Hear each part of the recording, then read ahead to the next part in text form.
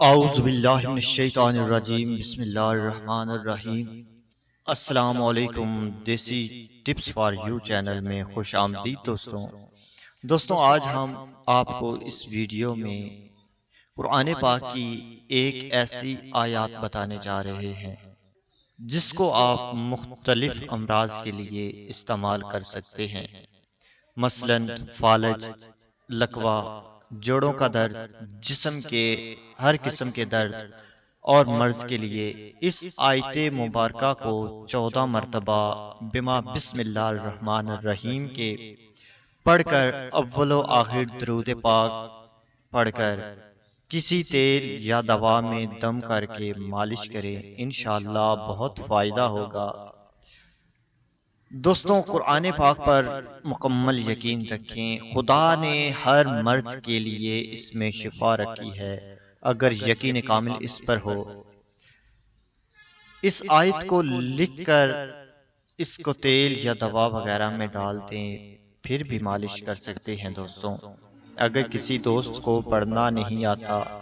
تو وہ اس آیت مبارکہ کو لکھ کر تیل یا کسی دوا میں رکھ دے اور اس تیل اور دوا سے وہ مالش کرتا رہے، انشاءاللہ اللہ پاک اسے شفائے کاملہ عطا فرمائے گا۔ اس سے پہلے کہ دوستوں ہم آپ کو آیت بتائیں، اگر آپ ہمارے چینل میں نئے آئے ہیں اور ابھی تک چینل کو سبسکرائب نہیں کیا تو ابھی چینل کو سبسکرائب کر لیں اور ساتھ بیل کے بٹن پر کلک کر دیں تاکہ میں جو بھی ویڈیو اپلوڈ کروں اس کا نوٹیفیکیشن آپ کو ملے اور آپ ہماری ویڈیو سے فائدہ حاصل کر سکیں۔ دوستوں سورہ بنی اسرائیل آیت نمبر 105، وَبِالْحَقِّ أَنزَلْنَاهُ بِالْحَقِّ نَزَلَ وَمَا أَرْسَلْنَاكَ إِلَّا مُبَشِّرًا وَنَذِيرًا، اور ہم نے اس قرآن کو سچائی کے ساتھ نازل کیا ہے اور وہ سچائی کے ساتھ نازل ہوا، اور اے محمد صلی اللہ علیہ وآلہ وسلم